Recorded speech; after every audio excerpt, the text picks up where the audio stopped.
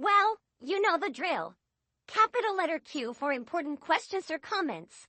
And capital letter N if you are new to the broadcasting would like a little welcome.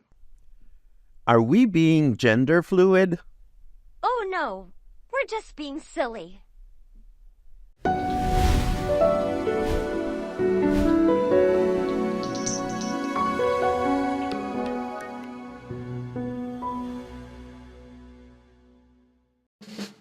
Coffee and Headlines is brought to you by the generous support of our viewers and the following community partners. Best Cord Cutting TV, Bravo's Restaurant Bar, El Rey Lounge de Versalles, Joint Boutique Hotel and Cowork, Puerto Vallarta Neurofeedback, Puerto Vallarta Owners Reps, Oculto, and Siam Cocina Thai. Thank you for your support, and thank you for supporting our community partners.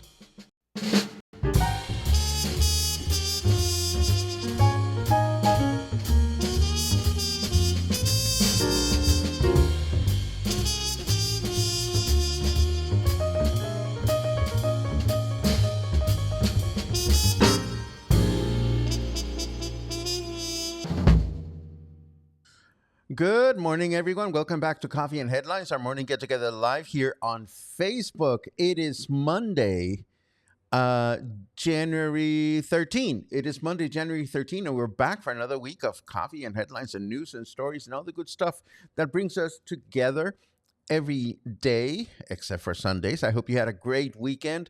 I had a great weekend. It was fun. It was relaxing. I discovered a new restaurant.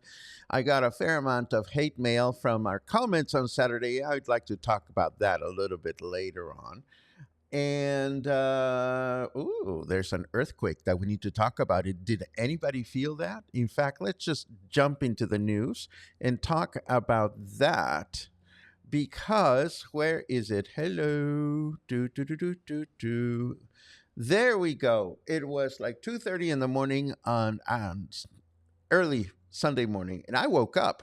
I woke up from the jolt of this earthquake. It was a magnitude 6.1 earthquake that took many in town by surprise this past Sunday, early morning, 2:32 a.m.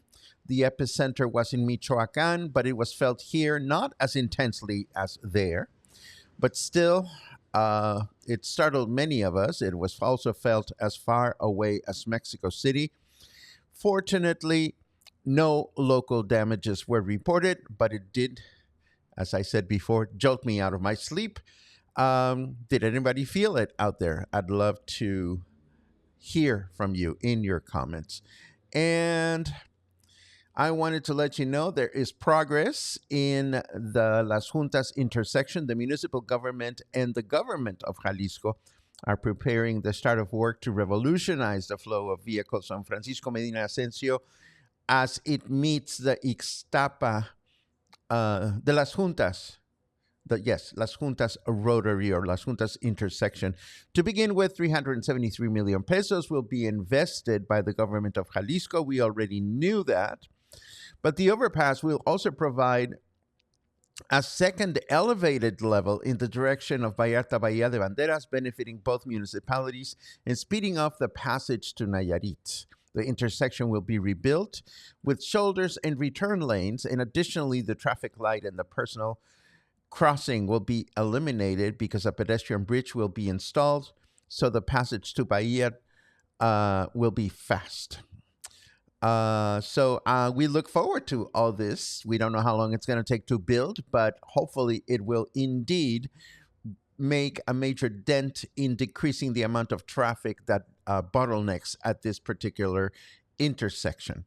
Moving right along, as announced last week, motor vehicles circulating in the state of Jalisco are no longer allowed to have a license plate holder or any device that might conceal the information on the plate. So keep this in mind if you have not removed yours just yet. The fines begin today, and this applies to motorcycles as well.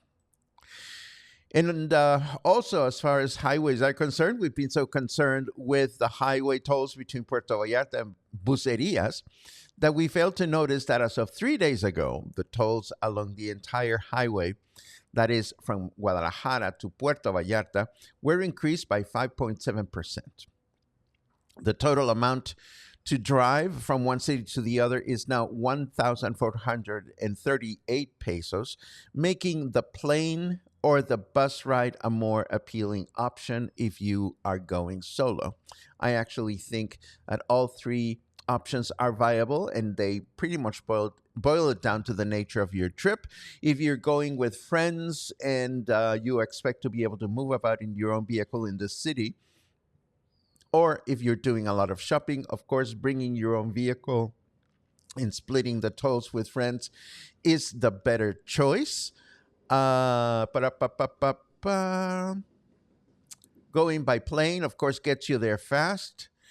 And going by bus, you get there when you get there. And the bus also allows you to bring all kinds of things and relax if you don't want to be bothered with the drive.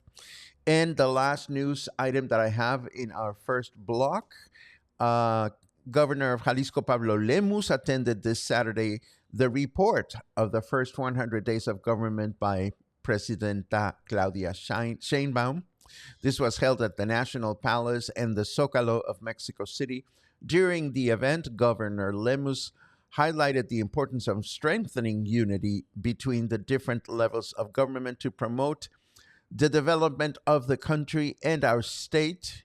And I quote him by saying, "Today we were here at the National Palace and the Zócalo, accompanying Presidenta Claudia Sheinbaum in the report for her first 100 days of government. We have to work in unity for the good of Mexico and for the good of Jalisco." This was posted by Governor Lemus in his social media account. And now let us let us open our snarky weather application first so that we can take a look at what's going on with our weather forecast out there. Although I can already tell you it's a little chilly. There are some clouds in the sky, also a few predator drones. Okay, whatever. It is 21 degrees out there right now. Humidity is at 73%. And our weather forecast for today indicates that we're going to have partly cloudy skies throughout the day with a high of 23 and a low of 15. Tomorrow, Tuesday, mostly cloudy skies throughout the day with a high of 23 and a low of 16. And then on Wednesday, we can expect clear skies throughout the day with a high of 24 and a low of 15. So, restaurant report. I am happy to say that I've discovered a lovely restaurant that may be a neighborhood restaurant for some.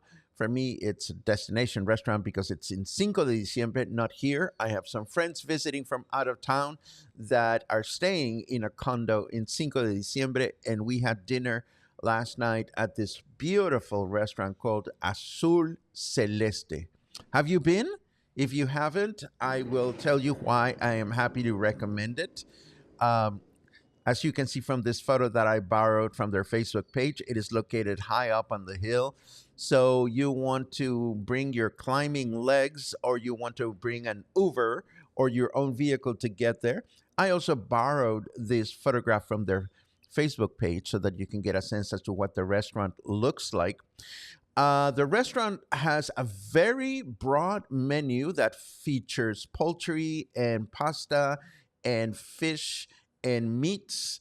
It has very affordable cocktails. It was lovely to have a mango margarita there, not pay a small fortune for it. There was background music, but it was very soft and beautiful. It did not interfere in our conversation. The staff was very helpful and attentive. They even offered us blankets in case we were chilly, because you're up there on the hill. It was fairly breezy and it was chilly. Fortunately, we were all wearing something to protect us from the cold. But everything about this outing was absolutely wonderful. This photo I did take last night just for you to get a sense as to how the restaurant has a roof, but it is completely open. I ordered this delicious fettuccine Alfredo with lots of chicken in it, and the serving was pretty good. It was definitely not too pricey, It was perfect. And of course, you cannot beat the view. This was our sunset view from last night. So, this is a new restaurant for me. If you know it, please let me know what you like about it. If you've never seen it before, if you've never been there, I think Azul Celeste is a great restaurant to enjoy the view and definitely to bring someone, to bring friends that are maybe visiting for the first time, to have them see our city from above. Let's see what else is next.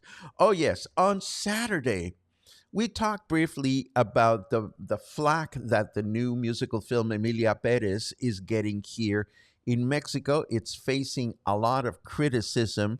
And of course, I'm excited to watch the film, but because it's going to be playing here at La Isla in a couple of weeks.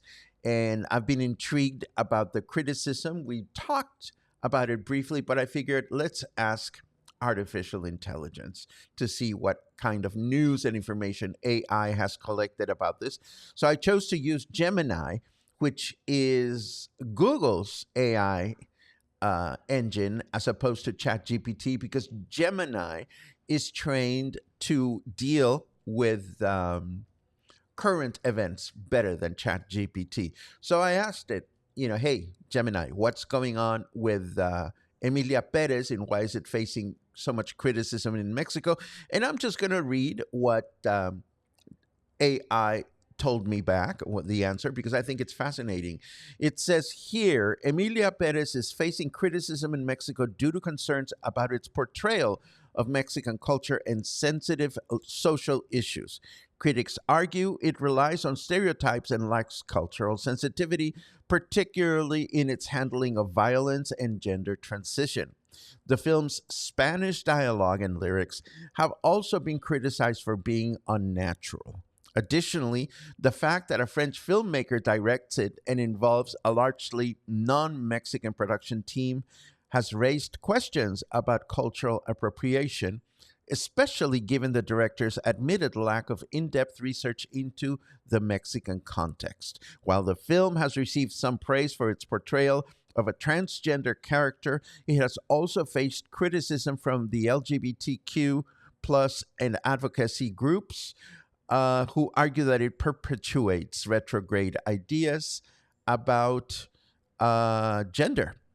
So that is some of the criticism that the film has faced in Mexico, which I cannot agree or disagree with because I haven't seen the film. If anything, I am even more increased to go watch the film when it opens here in Puerto Vallarta. So if you've seen it, no spoilers, please. But feel free to leave your comments in the comment section. We'll take a look at them in a second. No spoilers, no spoilers, no spoilers. And I'm sorry, I don't have a pretty graphic for this. I'm working with what was given to me, but our friends at the International Friendship Club of Puerto Vallarta have asked me to help them promote the fact that they're going to have a raffle for Valentine's Day, which is also called Friendship Day here in Mexico. There's going to be a raffle. This commemorates 40 years of serving those in need right here in Puerto Vallarta. The goal of this raffle fundraiser is to get 200,000 pesos in total ticket sales. So I am going to share with you the link which you're looking at for their Facebook for their website, so you can go in and purchase some tickets. One ticket can be had for 500 pesos, 5 tickets for 2,000, 13 tickets for 4,000. It all goes to a good cause. 50% of total ticket sales will be distributed to the International Friendship Club, and 50 of total ticket sales will be distributed among the 3 lucky winners. So you can find more details about all of this in the International Friendship Club page, and how to buy the tickets and whatnot. Of course, today is Monday. We have a watch page for our upcoming interviews for the Spotlight this Wednesday. I will publish it in the show notes. We're going to welcome Mari Torres de Gonzalez, who's a wonderful lady doctor that relies on acupuncture and biomagnetism to treat some conditions. She is amazing. She's taking care of me, and I love her. And then we're also going to welcome our friend Neil Gerlowski, who is now organizing these hikes where you go into the forest and you pick up what you're going to eat, which sounds absolutely fascinating to me. So there you have it. And of course, it's too early. It's never too early to talk about my music appreciation presentations. I always keep forgetting to talk about them. My next one is called Say What. We're going to take a look at lyrics that say more than they seem, either because we did not understand the lyrics when they were sung in the first place, or maybe there was a hidden meaning in the music, in the song, that was so obscure that it just went right over our heads. It should be fun.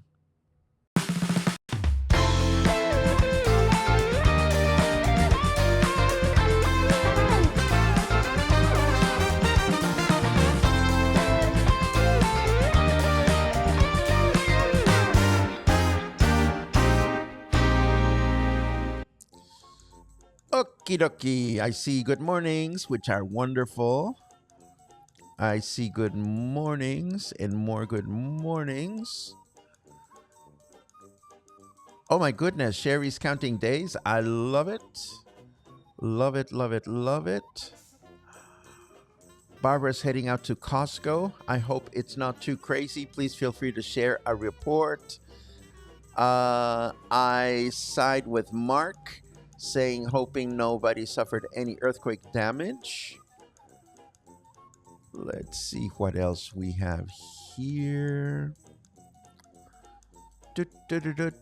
Jim woke up as well. I tell you, not pleasant. Luna kept looking at me saying she was on the other side of the bed and she kept wondering, so what do we do now? Let's see. Ah, yes. Paula is organizing a get-together at Oculto. So if you would like to join her and her friends, just get in touch with Paula directly. I understand there's already some people going, so I think that's awesome. Lovely. Wow, Diane's first earthquake. I don't remember my first earthquake. When I used to live in Mexico City, they happened all the time. We were startled by the building alarm and jumped up and walked like drunken sailors. Oh, yes, that's usually what happens. But I hope you guys are okay. Oh, restaurant news. I forgot to tell you. You know, Barbacao is an amazing restaurant. I never said anything that bad about the restaurant. However, some people still got a little... There were claws. That's what I'm trying to say. All I'm trying to say with my comments from Saturday is there are people that love loud music in restaurants, and there are people that don't. There are restaurants that love loud music, and there are restaurants that don't. So the good news is there's something for everyone. And all I try to do on Saturday is to give you a nice, gentle reminder that if you want to enjoy Barbacao on a Friday night and you like a quiet restaurant, it's not going to be fun. End of discussion. Some of you mentioned other restaurants, and I am keeping my mouth shut unless people want to hear of other restaurants where I personally have had problems with sound or loud volume, because they exist, and you try to talk to the restaurants and they accept the request or not. But again, the good news is that Puerto Vallarta has a shitload of awesome restaurants to choose from, and nobody should be wasting any energy putting down anything for anyone. We're just exchanging information. Okay. Pa-pa-da-doo-pa-poo. Ooh, a bunch of you were woken. Michael was also woken. I hear you. Sly also felt it. And yes, I have to agree with you, Sherry. You know, it's a hike to get up there. And it's not the only restaurant in Cinco de Diciembre that is up on the hill. I'm sure that there are other restaurants that offer comparable views. I've just never tried some of the others. This was my first, I believe, and it was wonderful. It was just so good. Ba, ba, da, ba, ba, bum. Tried to find Emilia Perez on my streaming services last night, but no luck. I guess I'll wait until it's out at Cinepolis VIP. We have to go, Muffin. We have to go together.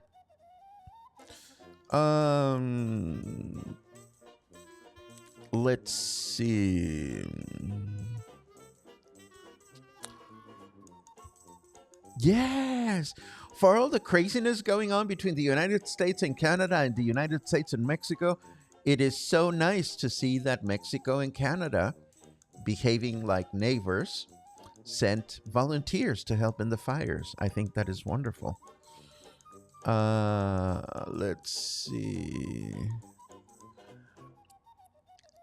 Do, do, do, do, do, do.